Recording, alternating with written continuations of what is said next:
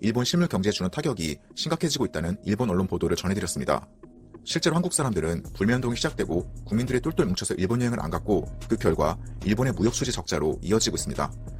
그런데 신기하게도 우리는 일본 여행을 안 갔지만 한국을 찾는 일본인 방문객은 오히려 증가하고 있는 것으로 나타났습니다.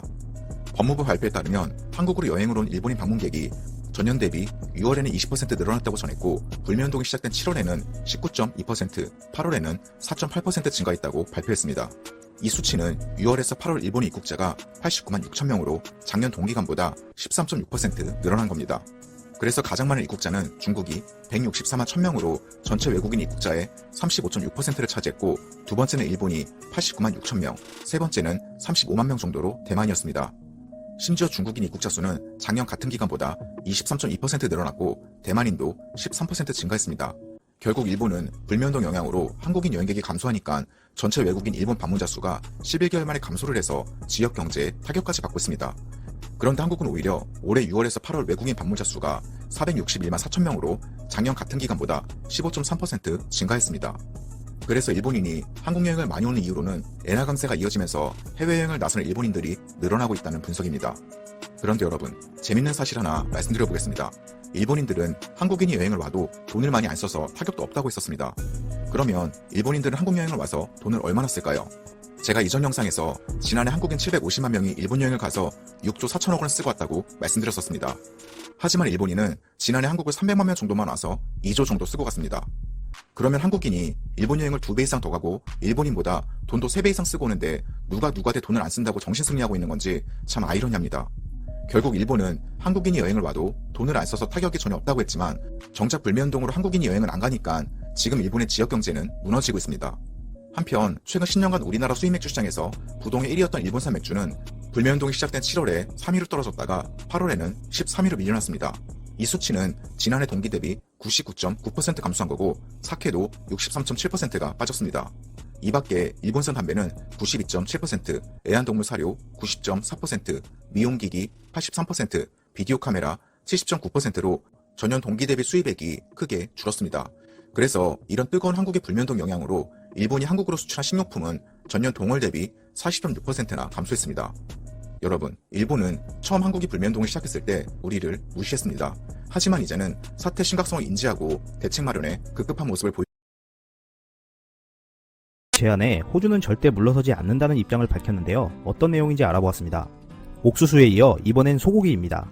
20일 아사히 신문에 따르면 일본과 미국 간의 무역 협상에서 미국산 쇠고기에 대한 관세를 낮은 범위에서 수입하는 것에 대해 일본이 최종 합의하여 일본 농가의 타격이 예상된다고 보도했습니다. 일본 내에서는 옥수수에 이어 또다시 미국의 굴욕 외교를 했다는 비판이 이어지고 있는 상황인데요. 이번에 합의한 것은 환태평양 경제 동반자협정 회원국과 비슷한 수준으로 미국산 쇠고기 관세를 낮춘다는 것인데 기존 38.5% 관세를 25.8%로 낮추고 만약 수입량이 전년 대비 17% 초과할 경우에도 세이프가드를 발동하지 않고 50% 관세가 아닌 38.5% 관세를 적용하기로 한 것입니다. 관계자에 따르면 양국은 내년도 세이프가드의 발동 기준을 24만 2천 톤으로 실무급 협의에서 합의했다고 합니다.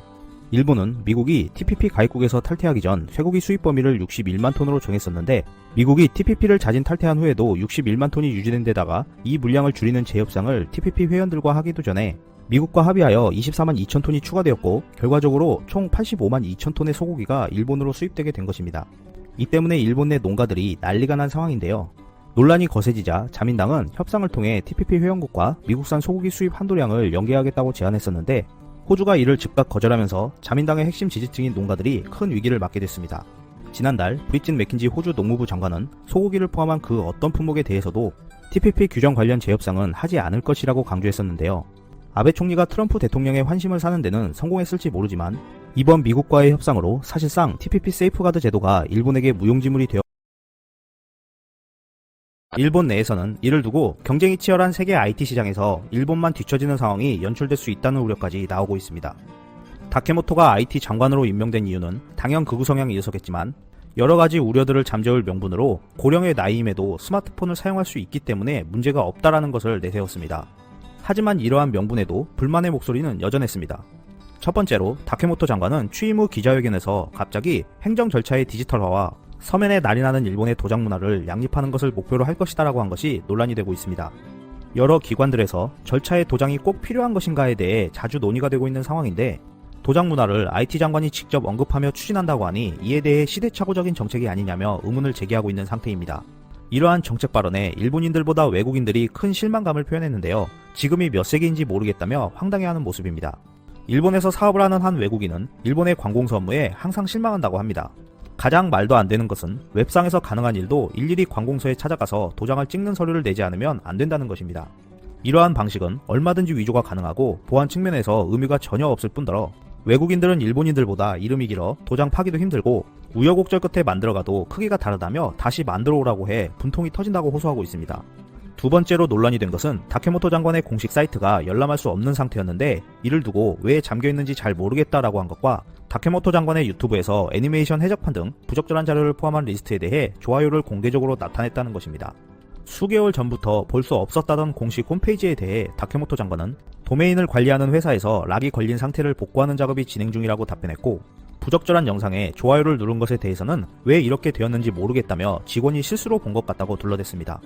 이에 대해 네티즌은 디지털 신체 검사가 필요하다고 호소했고 능력 없는 사람을 당선 횟수가 많다는 이유와 헌법 개정을 반대하지 않는다는 이유로 뽑는다는 건 이해할 수 없다는 반응을 보였습니다. 반면 한국은 최근까지 서울대 공과대 교수를 지낸 최기영 과학기술정보통신부 장관을 임명해 일본과 5G 통신 등 4차 산업에서 더 큰